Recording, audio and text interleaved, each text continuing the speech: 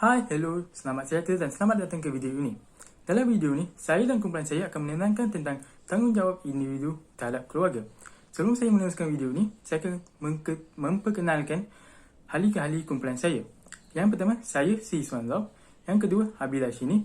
Yang ketiga, Kauselia. Yang keempat, Gauri Shanggeri. Dan yang kelima, Hing Jishin. Kami berlima adalah dari Politeknik Sultan Indonesia yang sedang mengambil kursus MPU 23042 Nilai Masyarakat Malaysia. Dalam video ini, kami akan menerangkan tentang hubungan dan nilai kekeluargaan. Okey, so yang pertama, pengenalan. Bahagia atau derita kehidupan sesebuah keluarga bermula dari rumah. Perkataan bahagia melambangkan sesuatu yang indah dan menyeronokkan. Kebahagiaan bukan sahaja melibatkan betapa tingginya pencapaian kebenaran seseorang, tetapi lebih menekankan kepada rasa keseimbangan yang mendalam terhasil daripada jiwa yang tenang. Kekayaan tidak melambangkan kegembiraan dan kebahagiaan seseorang itu. Seseorang itu boleh, kalau dia nak, boleh je dia beli semua benda yang ada di dalam dunia ini. Tapi tak tentu dia gembira, sebab bila dia balik rumah, dia tidak mempunyai keluarga yang bahagia ataupun suasana dalam rumah tu tidaklah sebegitu bahagia. Dan seterusnya, peranan individu terhadap keluarga mempunyai banyak cabang seperti tanggungjawab anak kepada ibu bapa dan tanggungjawab ibu bapa kepada anak-anak. Tentang ini, kumpulan saya akan menerangkan tentang isu ini dalam video ini dengan lebih lanjut. Tetapi, ada satu perkara yang mengecewakan saya, iaitu kalau awak tengok berita, hampir setiap hari ataupun setiap minggu ada je masalah keluarga yang terpapar kat akhbar ataupun berita. Hampir setiap minggu yang benda ni berlaku. Tetapi kenapa? Apa puncanya benda-benda ni berlaku? Sampai ada yang membunuh ahli keluarganya sendiri. Seperti anak bunuh mak ayah bunuh ibu anak, suami bunuh isteri. Kenapa benda-benda ni berlaku?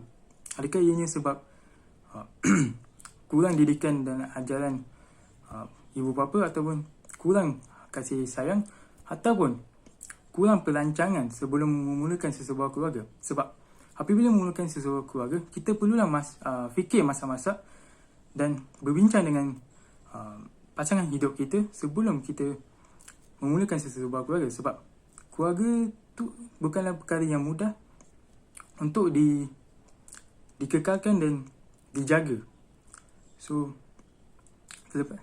itulah perkara yang mengecewakan saya, dan seterusnya akan diterangkan oleh ahli-ahli kumpulan saya. Itu sahaja daripada saya. Sekian, terima kasih. Hubungan dan nilai kekeluargaan yang perlu ada, menunjukkan contoh teladan yang baik kepada anak-anak. Ibu bapa adalah role model kepada anak kerana mereka golongan yang paling kerap dengan anak. Tutur kata sopan dan lemah lembut dengan keluarga diterapkan semasa berhubung dengan keluarga. Elakkan pertengkaran, maki habung, penderaan kerana sikap baik dipelajari oleh anak-anak. Perlakuan anak-anak mencerminkan didikan ibu bapa. Mengawasi aktiviti anak agar tidak terpengaruh dengan budaya buruk. Anak-anak banyak terpengaruh oleh rakan-rakan sebaya semasa membesar. Oleh itu, ibu bapa perlu memastikan anak-anak mereka tidak bergaul dengan rakan berakhlak buruk, kerana keluarga akan sentiasa menjaga maruah ahli keluarganya, mencurahkan kasih sayang dan meluangkan masa bersama anak-anak. Kadang-kadang tanggungjawab ibu bapa terhadap anak diabaikan kerana sibuk mencari rezeki hidup. Ibu bapa perlu menemani anak mereka dalam aktiviti seperti sukan, menjalan-jalan dan sebagainya, kerana anak adalah golongan yang perlukan kasih sayang dan perhatian daripada ibu bapa. Selamat sejahtera Ustaz, nama saya Kausalia, anak perempuan Raja Muti. Hari ini saya akan berbincang tentang hubungan dan nilai kekeluargaan yang perlu ada. Yang keempat adalah memberikan didikan agama dan moral yang mencukupi. Yang itu, pelbagai kes sosial yang berlaku pada remaja zaman sekarang pastinya merisaukan anda sebagai ibu bapa. Apakah lagi jika anak anda sedang meningkat dewasa.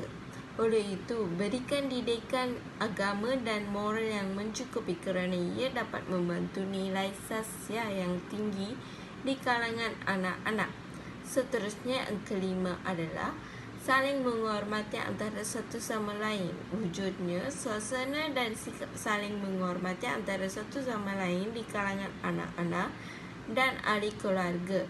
Sebagai contohnya, jika anak sulung anda pandai dalam subjek matematik, dia harus membantu adik-adiknya yang lemah dan pelajaran tersebut. Seterusnya, kerapkan berkomunikasi antara satu sama lain. Komunikasi merupakan salah satu cara membentuk keluarga bahagia. Ini adalah kerana komunikasi yang salah akan menimbulkan pelbagai impak yang tidak baik kepada keluarga yang seperti bergaduh dan bercerai. Ini saja daripada saya. Selamat sejahtera Encik, nama saya Abilashni Anpalagan, nombor matrik 17 DEP 18F1078.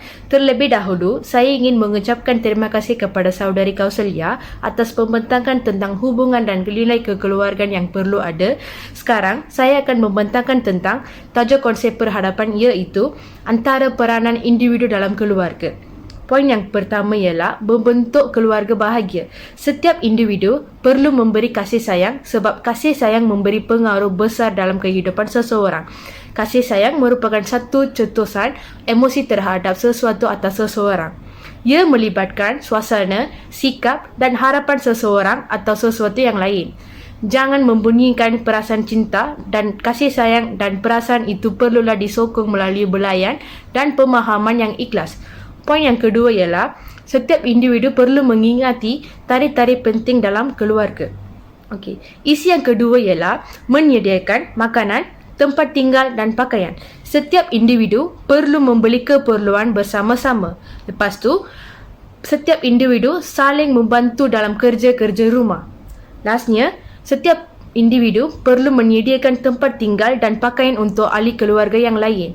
Sekian, terima kasih. Saya Gaushan Perisantana Rajan.